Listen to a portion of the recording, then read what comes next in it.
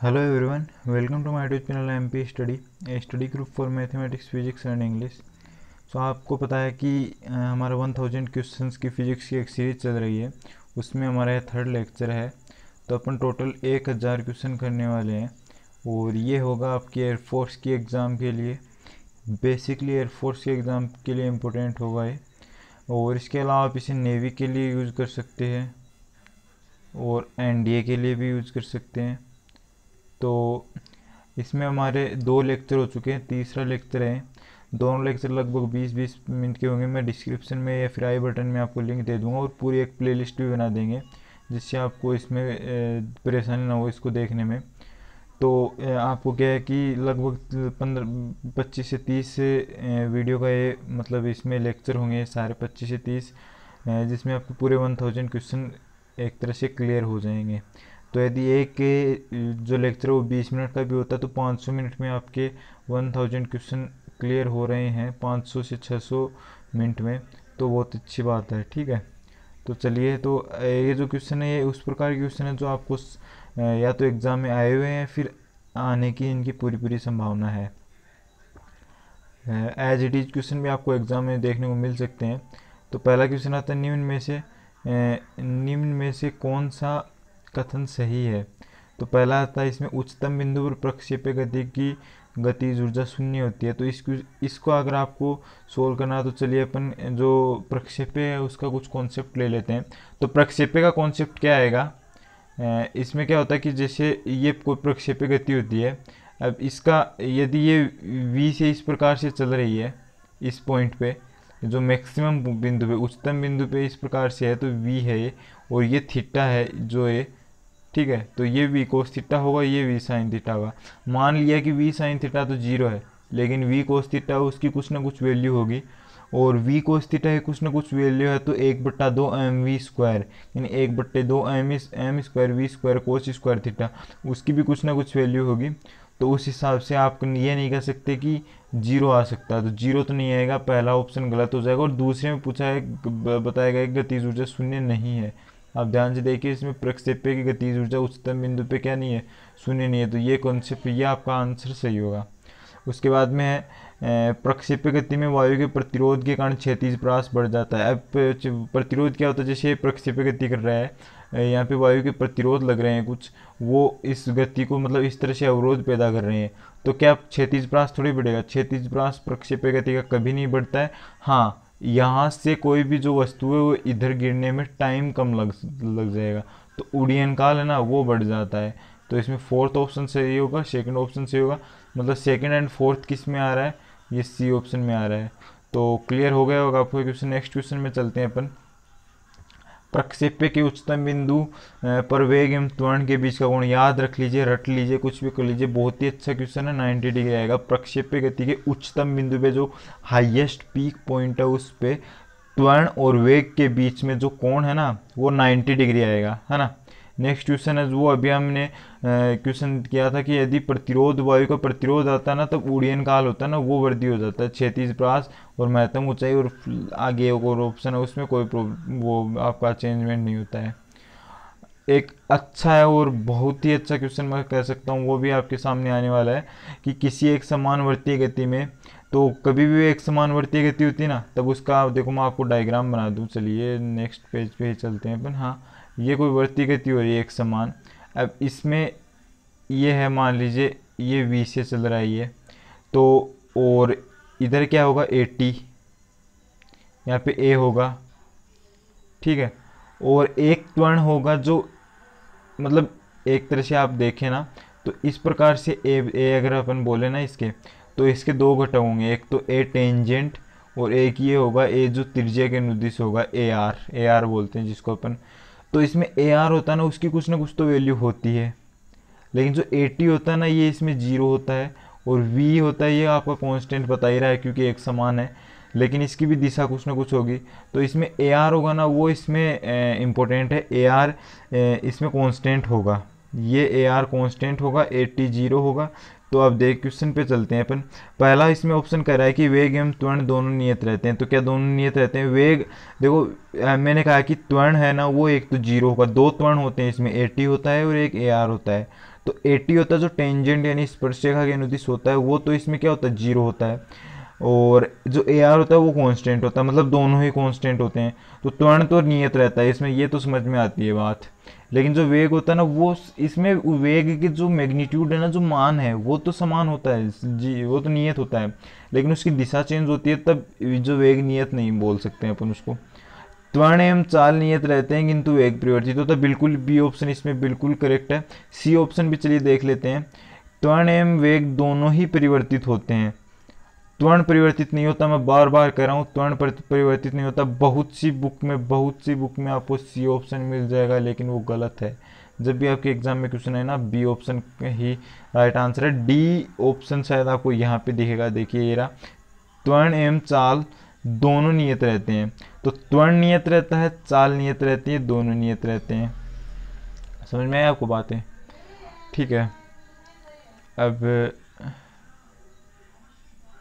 आपके अगर आप चाहें ना तो कई बुक में आपको ये भी आंसर सी भी दिया होगा कि वेग एवं त्वरण दोनों परिवर्तित होते हैं, लेकिन ये सही आंसर नहीं है। नेक्स्ट क्वेश्चन आता है, एक कण एक समान चाल के वर्ताकार पथ पर चक्कर लगाता है, कण का त्वरण। तो क्या है कि एक कोई भी कण है वो वर्ताकार पथ पे चक्कर लगा रहा है ना, तो जो कण का त्वरण है ना वो किस पे होता है, मैंने कहा ये तो 0 होता है टेंजेंट वाला। तो जो त्रिज्या इस मतलब जो त्रिज्या के अनुदिश होता है ना वही तो होता है। तो सी ऑप्शन इसमें करेक्ट होगा, त्रिज्या के अनुदिश होगा। नेक्स्ट क्वेश्चन देखते हैं अपन। जब दूध को मथा जाता है तो इसमें मक्खन अलग होता है, किसके कारण होता है? गुरुत्वीय बल, अभिकेंद्रीय बल, अपकेंद्रीय बल, घर्षण बल। तो अपकेंद्रीय बल होता है जो सेंट्रीफ्यूगल फोर्स होता है ना, सेंट्रीफ्यूगल फोर्स, उसके कारण, अपकेंद्रीय बल के कारण। ठीक है। उसके बाद में आता है कि क्षैतिज वृत्त में नियत चाल से घूमती हुई वस्तु में नियत रहता है। तो गतिज ऊर्जा इसमें नियत रहती है। वेग, बल और त्वरण ये तीनों परिवर्तित होते हैं इसमें नियत चाल से अगर कोई घूम रही है तो। ठीक है। इसमें देखा जाए तो वर्त में, हाँ तो आप देख सकते हो वेग तो चेंज होगा ही, त्वरण चेंज हो ही रहा है, और ये जो आपका त्वरण चेंज हो रहा है तो बल भी चेंज होगा। गति ऊर्जा इसमें कांस्टेंट होगी क्योंकि इसमें 1/2 m v² आता है। तो v प्लस हो चाहे माइनस हो, कोई दिशा से कोई फर्क नहीं पड़ता उसमें।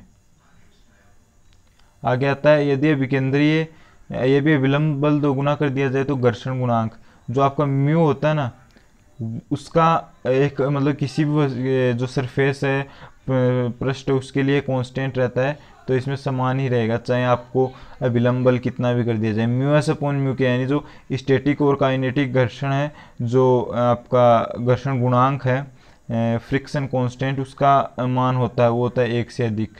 तो म्यू एस अपॉन म्यू के ग्रेटर देन 1, क्योंकि म्यू एस हमेशा म्यू के से बड़ा होता है। अंतरिक्ष यात्री को आकाश दिखाई देता है। अंतरिक्ष यात्री यदि अंतरिक्ष में है ना, उसको आकाश क्या दिखाई देता है? काला दिखाई देता है। आपको सबको पता होगा ये तो। आगे आता है एक सरल लोलक, बहुत ही अच्छा क्वेश्चन है। इसको समझाने के लिए चलिए मैं आपको बताता हूँ कि इसमें क्या है। आपको K equal to T equal to 2π√L/g ये फॉर्मूला लगाना होगा। क्वेश्चन पढ़ लीजिए आप। एक सरल लोलक का आवर्तकाल है ना वो दुगुना हो जाता है, मतलब t को 2t हो रहा है तो उसकी प्रभावी लंबाई कर दी जाती है। तो यहाँ पे t का 2t हो रहा है तो मतलब यहाँ पे l का कितना किया जाए, कितना गुना। तो यदि मैं l को 4l कर दूँ तो क्या ये सही हो जाएगा? चलिए देखते हैं। यदि मैं t को 2t कर रहा हूँ तो देखिए एक बार, 2t कर दिया मैंने। तो अब यहाँ पे t को मैं यदि मैं 2 से मल्टीप्लाई कर रहा हूँ तो इसको मैं 4 से करूँगा तब क्या बैलेंस हो जाएगा?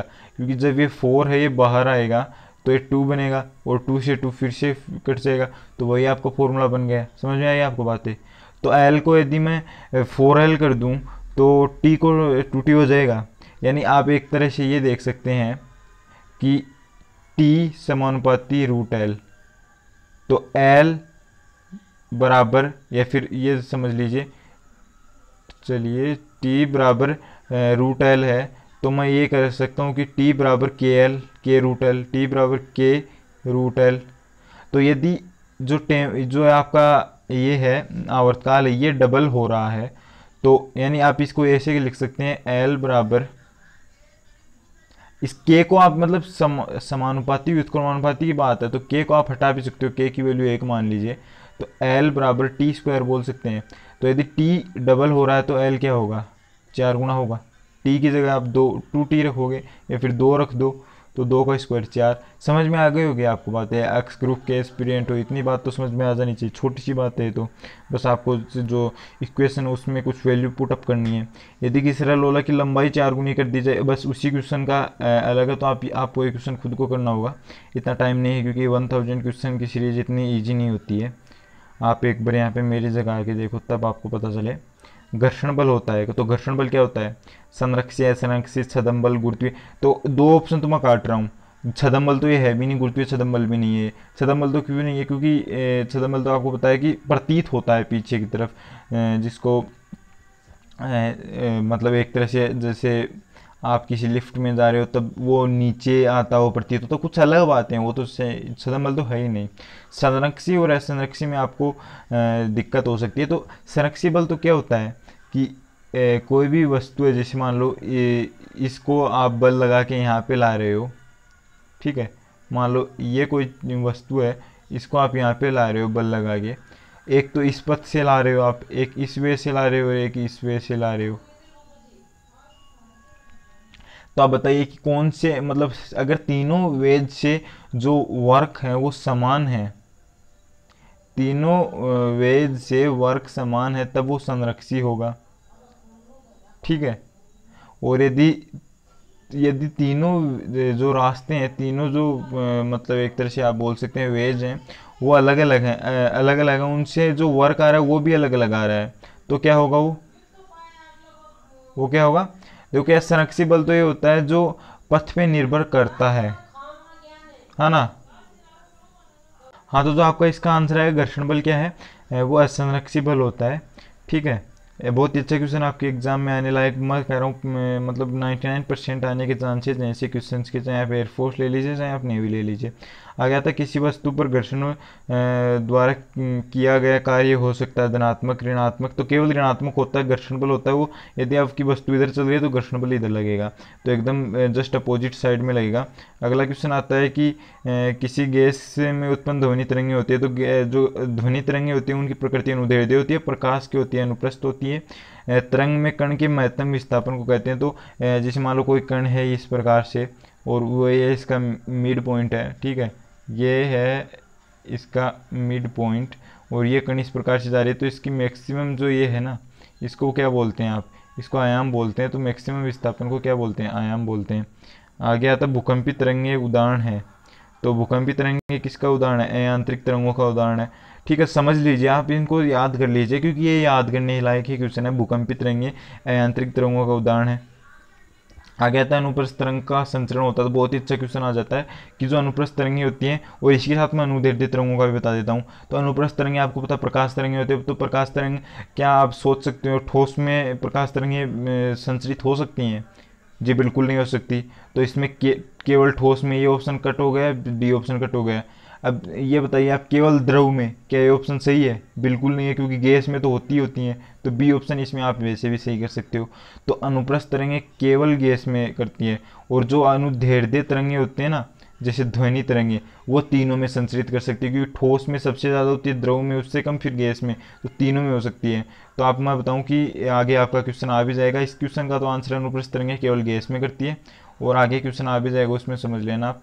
एंड हाँ, इसमें अनुदैर्ध्य तरंगों का संचरण होता है, ठोस, द्रव एवं गैस तीनों में होता है। तो इसमें डी ऑप्शन आएगा। तो अनुप्रस्थ केवल गैस में, आप समझ भी सकते हो प्रकाश होती है वो ठोस में तो करती नहीं है, और उस ऑप्शन के हिसाब से गैस में, अगर द्रव में भी नहीं करती। आप अगर पानी में यदि करोगे ना टॉर्च को के लाइट को, तो वो कुछ नीचे जाके वो रुक जाती है, और एक प्रकाश ही थोड़ी अनुप्रस्थ होती है, बाकी और भी होती हैं।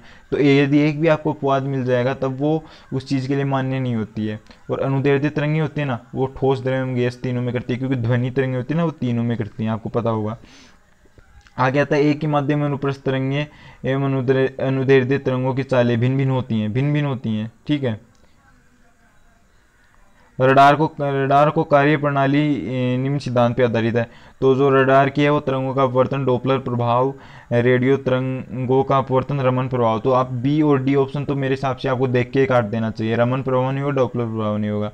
अब आपको ये देखना है कि तरंगों का अपवर्तन या फिर रेडियो तरंगों का अपवर्तन। तो जो रडार होती है ना, रेडियो डिटेक्शन एंड ट्रेसिंग, उसमें ही रेडियो आ रहा है, तो रेडियो पद्धति पे ही आधारित होगा, तो इसमें सी ऑप्शन करेक्ट होगा आपका। जो इसका फुल फॉर्म है उस पर ही आ रहा है आपका आंसर।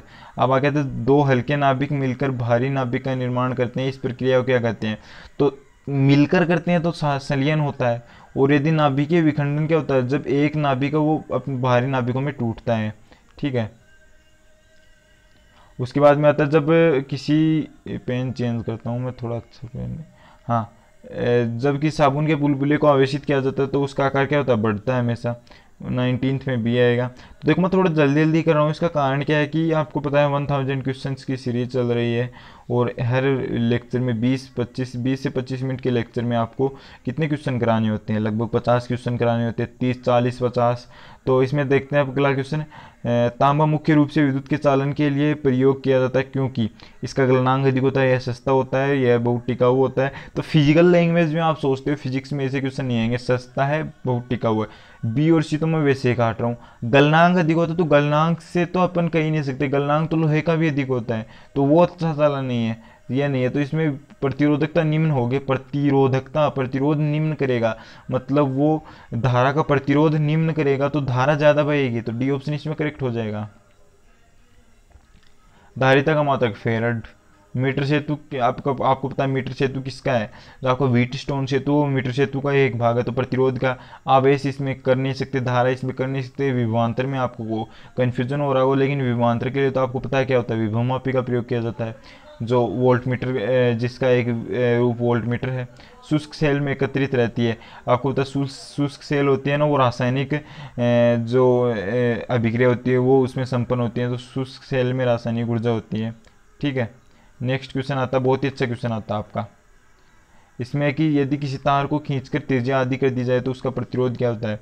तो मैं आपको एक चीज़ बताऊं कि यदि ऐसा कोई क्वेश्चन आ जाए ना, तो इसमें क्या है कि यदि कोई तार है ना, उसकी लेंथ है, ठीक है, ये एल है, यदि उसकी लेंथ को एन एल कर दिया जाए, एन गुना कर दिया जाए, ठीक है, तो उसका प्रतिरोध में क्या चेंजमेंट आएगा? तो एल से यदि आप एन एल कर रहे हो ना, तो एन स्क्वायर गुना हो जाएगा। वो पहले प्रतिरोध आर था ना, तो एन स्क्वायर गुना हो जाएगा।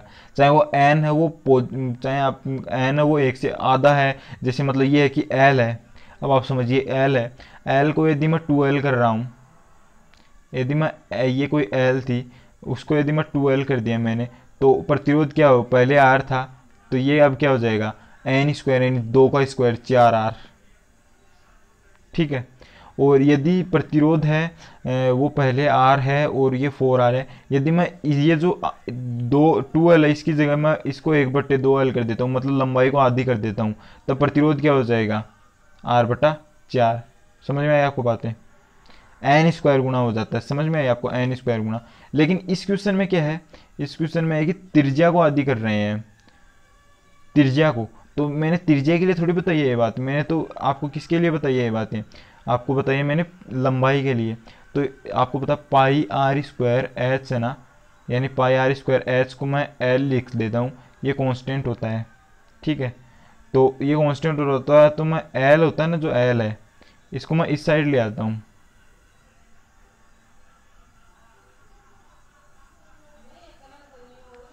एल को मैं इस साइड ले आता हूँ, एल स्क्वायर नहीं है, सॉरी, हाँ, एल को मैंने इस साइड ले आया।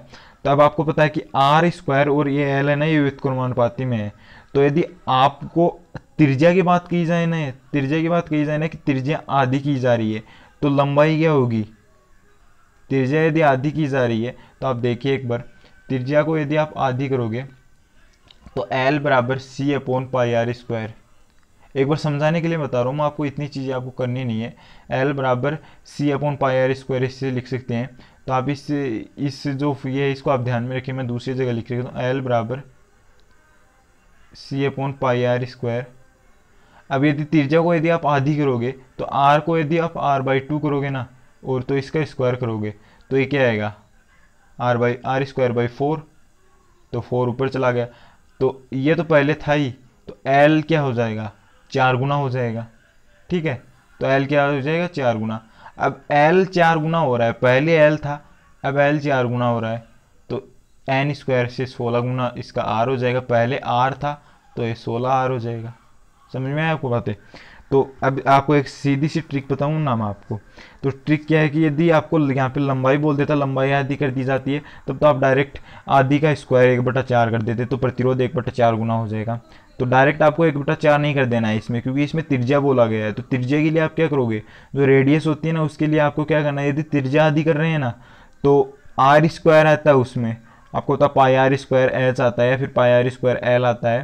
तो जो आर स्क्वायर है ना, मतलब आपको यदि त्रिज्या आधी बोल रहे हैं ना, तो आपको लंबाई है ना वो 4 गुना कर लेनी है। यदि त्रिज्या डबल बोलता है तो लंबाई आपको कितनी कर लेनी है, त्रिज्या यदि डबल बोल देता है तो लंबाई आपको L²/4 कर देनी है। समझ में आपको बातें, L/4 कर देनी है, सॉरी, तो L/4 कर देनी। तो इसमें 16 आंसर आ जाएगा। आपको समझ में आ गई होगी आपको बातें, नहीं आई तो आप एक बार फिर से देख लेना।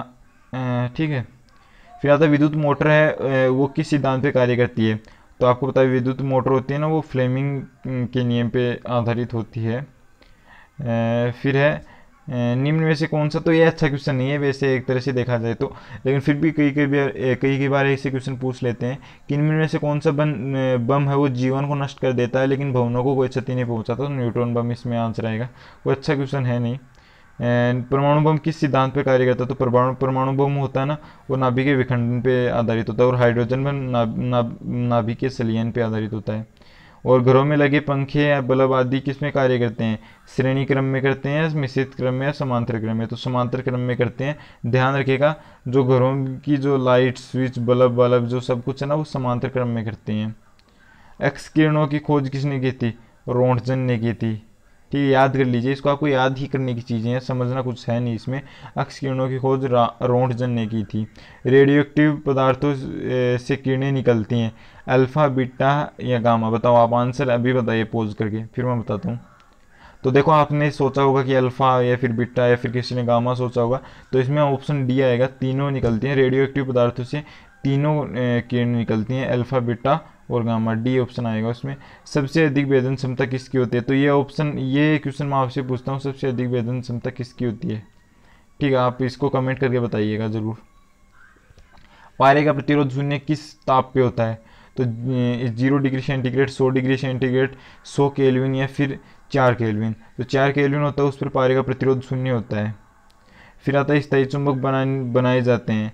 अब इस क्वेश्चन में आप बहुत सी अवधारणाएं हैं, कई जगह तो इसमें एल्यूमिनियम दिया गया है और कई जगह इसमें इस्पात दिया गया है। तो मेरे हिसाब से एल्यूमिनियम ही इसका सही आंसर माना जाएगा। अब आता है कि पृथ्वी तथा अन्य ग्रह सूर्य के चारों ओर चक्कर लगाते हैं, यह सबसे पहले किसने सिद्ध किया था।